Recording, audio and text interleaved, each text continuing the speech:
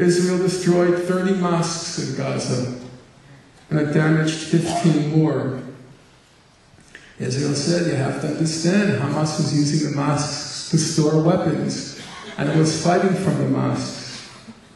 Well, the Goldstone mission, to which I returned, the Goldstone mission investigated one case of what it called, and now I'm calling it, an intentional Israeli attack on a mosque that killed 15 people while praying. What did the Goldstone mission conclude?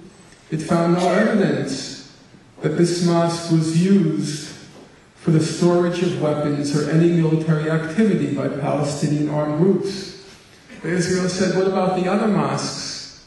Maybe they were storing weapons there. But there you have a problem nonetheless, because Israel didn't just target the mosques in Gaza, it targeted the minarets. And the minarets in Gaza are very narrow. They don't have staircases, so it was impossible for a sniper to ascend them, and it was impossible for a lookout to ascend them. So the minarets couldn't possibly have had any military value. Why did Israel systematically target them? One of the fact-finding missions did investigate that. The fact-finding mission headed by the distinguished South African jurist John Dugard. John Dugard is often said to be the father of human rights legislation in post-apartheid South Africa. What did he find?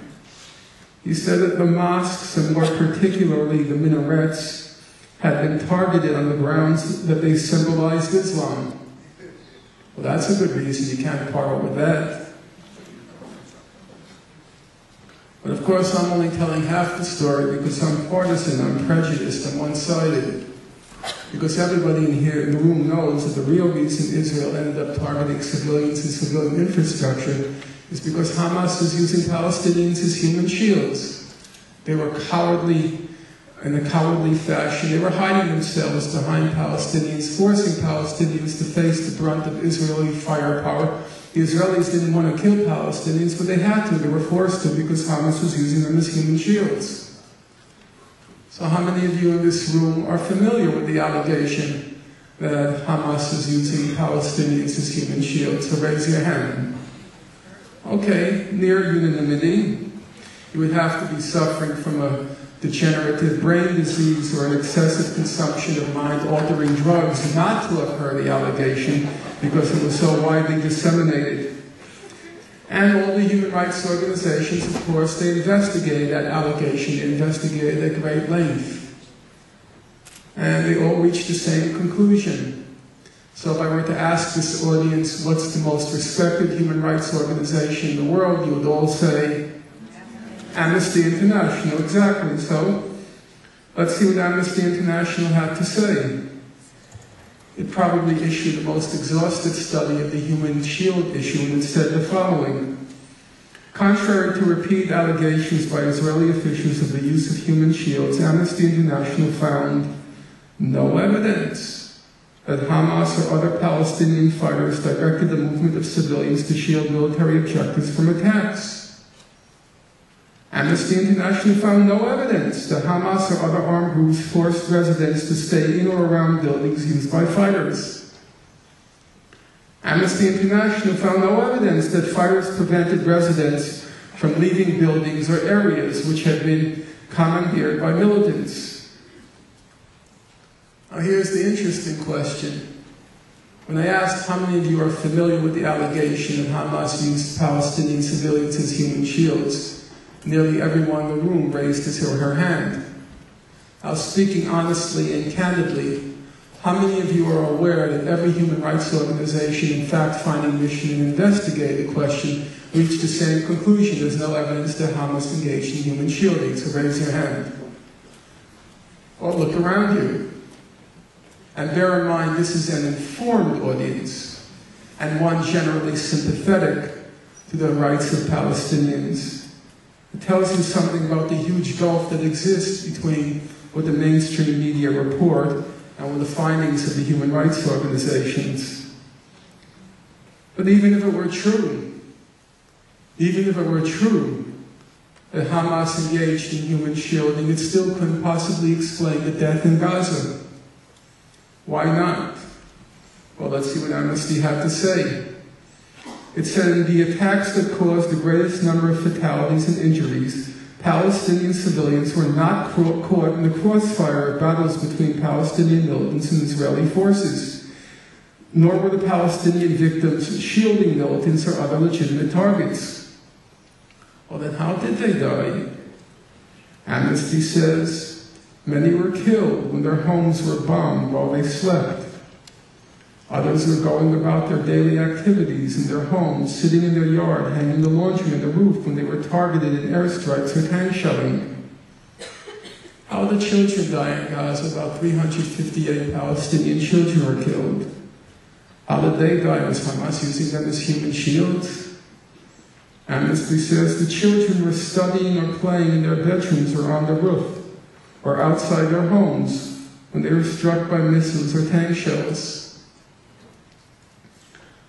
It's emphatically not true, of course, that there was no human shielding in Gaza. Of course, there was extensive human shielding by Israel, using Palestinians as human shields. All the human rights organizations conclude that Israel committed multiple war crimes and possibly or definitely crimes against humanity in Gaza. They also conclude that Hamas committed comparable crimes, but on an incomparably smaller scale. How many crimes can ants commit against a child, incinerating them with a magnifying glass? After those 22 days, many human rights organizations investigated what happened in the course of the Israeli invasion. The best known of the investigations was the one commissioned by the UN Human Rights Council and headed up by Richard Goldstone.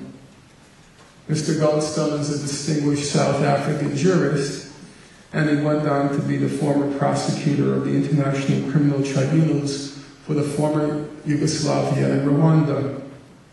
And within several months' time, he produced the mission he headed, produced a very substantial report, running to some 500 densely argued pages. It's impossible, obviously, in the confines of this evening's event, to go through with any kind of depth the findings of the Goldstone Report, but it is worth reporting what he concluded. First, the Goldstone mission concluded that Israel launched a deliberately disproportionate attack designed to punish, humiliate, and terrorize the civilian population. Israel launched a deliberately disproportionate attack designed to punish, humiliate, and terrorize the civilian population. Notice what he doesn't say. He doesn't say Israel launched the attack because of the Hamas rocket and mortar attacks. How could he say that if Israel didn't want Hamas to fire rockets and mortars at Israel? It wouldn't have broken the ceasefire, because it was breaking the ceasefire that triggered those attacks. But maybe all that death, maybe all that destruction was because some Israeli soldiers went berserk. Everyone knows in every army there are some rotten apples. But the Goldstone mission concluded, well, that's just not possible. It said the systematic and deliberate nature of the activities leave the mission in no doubt that responsibility lies in the first place with those who designed, planned, ordered, and oversaw the operations, that is, the Israel's political and military leadership. Well, some people, after the report came out, they said, this is awful extreme. Maybe Mr. Goldstone, he exaggerated a little.